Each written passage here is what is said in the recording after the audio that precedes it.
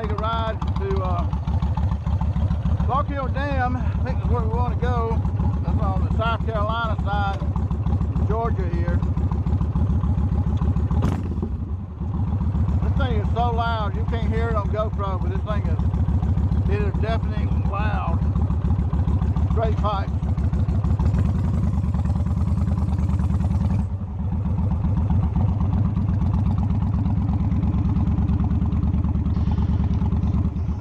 Now, watching my videos back, I realized that my microphone is not working for some reason. I had ordered two originally years ago, and I'm on my second one now, and now this one has stopped working, and I don't know why. But so I ordered two more, so I'm having to ad lib here to my other recorder here. So on the way to Strom Thurmond Dam, as I mentioned, and that's only about, I think, 25-30 miles from where I live. And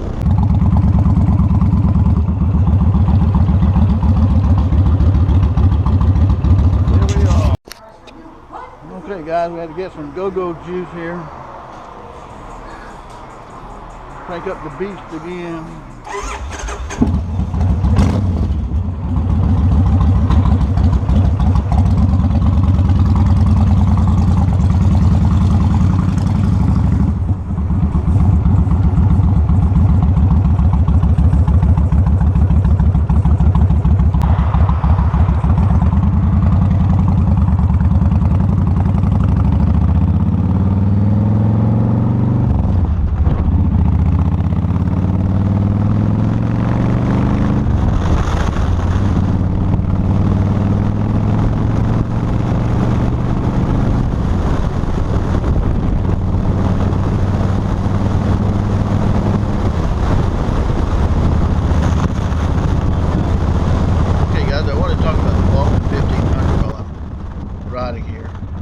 The Vulcan 1500, this particular one is one of my favorite designs of the Vulcans, and the Vulcan 1500 on this model is built on the 1955 Harley Davidson design, and I like those old vintage looking Harley Davidson and other types of motorcycles, and so this is one of the reasons that I bought this particular Vulcan 1500 several years ago. And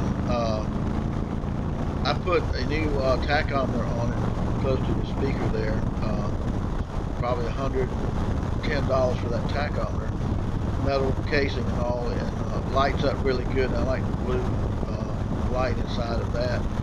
And the reason that I use a tachometer is because sometimes if you're riding and you're, daydreaming, whatever, you may forget what gear you're in. And this Vulcan has Heinz straight pipe, so it's extremely loud. So you may not realize you're in fourth gear when you're, when you should be in fifth gear. So I know that if I'm doing 60 miles an hour, my RPM gauge should be 2,500. And especially when you're in the mountains and so forth, and you're trying to look at things and you're going up and down hills and turning, and, it takes your mind a little bit off of shifting, because you got to do a lot of shifting in the mountains, and I like riding in the mountains a lot. Now, I'm a flatlander pretty much because I live in Georgia, in the middle of Georgia, so I go to the mountains, try to go to the mountains a couple of times a year, and I go to Tail of the Dragon, and below that is Cherry Hollow Highway, which is an awesome highway for motorcyclists. It's about 30 miles long, while Tail of the Dragon is 10 miles long, but Tail of the Dragon has about 311 curves in it, and these are serious curves on Tail of the Dragon, which I love to ride it. I don't go at Tail of the Dragon as a speed demon or anything like that, but I enjoy those curves and stuff. But I've ridden a lot in Tennessee and North Carolina with a lot of mountainous areas there, back roads and stuff like that, and I really enjoy that. And up in Virginia on the Blue Ridge Parkway, where it ends at, I've ridden the whole Blue Ridge Parkway. So the Vulcan, though, is a pretty comfortable bike to me. It weighs about 600 and something pounds, and it's got good power to it. I can turn the throttle probably an inch on it, and you'll get up to 60 miles per hour and hold it there. And the Rebel 250 that I have, you have to full throttle it, I mean all the time, to get up to 60, 65, you know. And but the Vulcan has plenty of power, especially in the mountains, going up and down the mountains. It just zooms. You know, it's almost hard to tell whether you're on flat ground or going uphill motorcycle. It's got enough horsepower. The bigger the engine, a lot of times, the less you have to shift gears in the mountains too, which is an advantage. So that Honda Rebel that I ride sometimes, it's the 250. It's not made for the mountains. It's going to strain all the time trying to go uphill and stuff like that. Downhill, it excels really well though. But the Vulcan here is such a wonderful bike though. Everybody I know that's ever had a Vulcan really has enjoyed their motorcycle. I have a 12-volt adapter on it, and I have low horn, which is really loud. Put that on there because you need that sound sometimes. Cars, and even probably with animals, you could use it for animals and maybe scare animals away. Like I'd run into like 30, 40 elk on the Smoky Mountains right outside of Cherokee before, and they don't know what motorcycles are. The game warden forest people told me they don't know what motorcycles are, but they know what cars are. So they don't mess with cars, but motorcycles they may be curious or something like that. So you gotta watch those guys.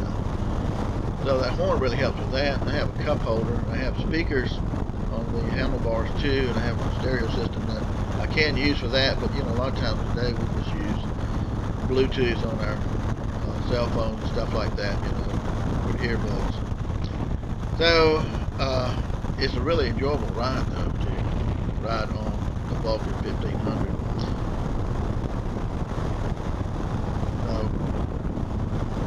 Yeah, it rides really smooth and handles really well.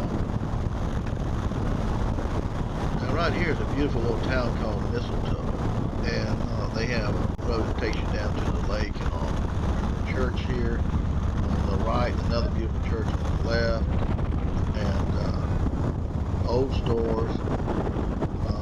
See the grassy on these yards are just kind of like manicured. Just a pristine town in the middle of nowhere now. I'm telling you, there's nothing around here really. The old fire station there is really nice too. And a little bit of farmland out here, and great pastures and so forth too. So all this is on the way to Strom Thurmond Dam, where I'm going.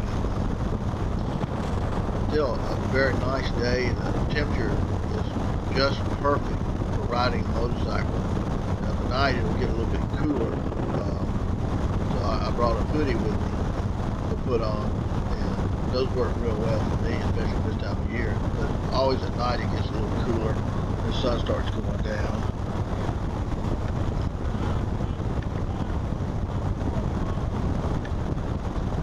Okay, we're coming up on what's called Pollock's Corner, and the store in front of us there has everything that you need to fish with. Minnows, shad, fishing rods, lures, anything you need to go to the lake with here at the dam. And it's really a nice place to stop by if you're going fishing, to get whatever bait you need.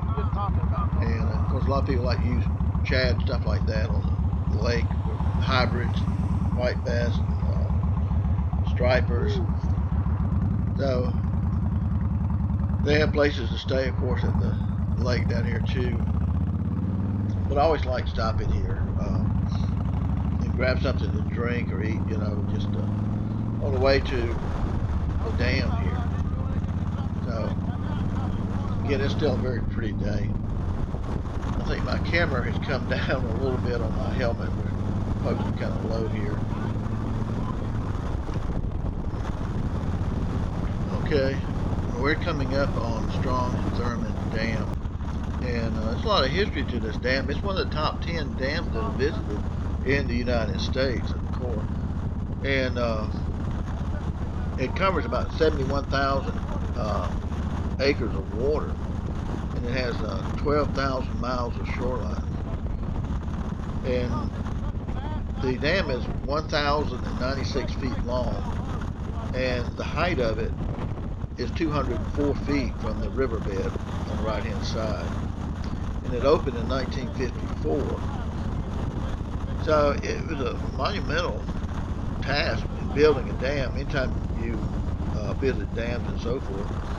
I have a nephew. He fishes off the dam on the low side here, on the right-hand side, and he's even got a charter boat, and he catches fish like crazy. But he's very knowledgeable about how to catch fish on a reservoir like that, and it's an art catching fish like that. And he even has a charter boat too. So there are a lot of fish here, stripers and bluegills and bass and everything you can think of, just about, catfish and so forth. So it's a lot of fun to fish here. And on the left hand side you got this big vast body of water which creates a lot of wind. And I always wanted to go sailing. I never went sailing, but I did read Annapolis textbook, which is where they have a sailing school there around Maryland, and that was a thick book, and I learned a lot about sailing, but I just never got a chance for whatever reason to practice it. But this is just a beautiful area right in here too.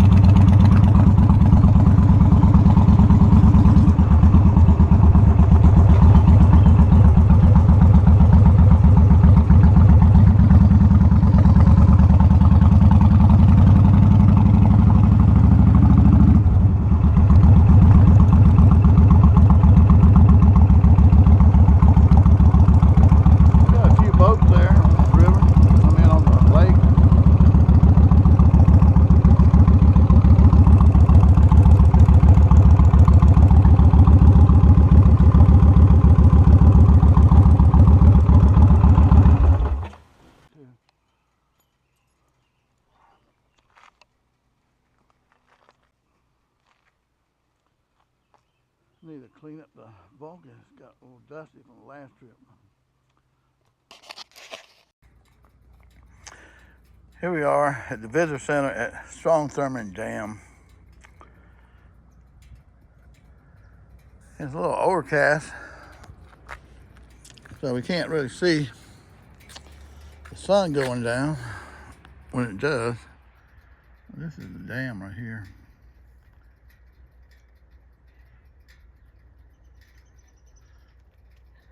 You can see the sun breaking through the clouds there a little bit. Yeah, somebody's fishing over here.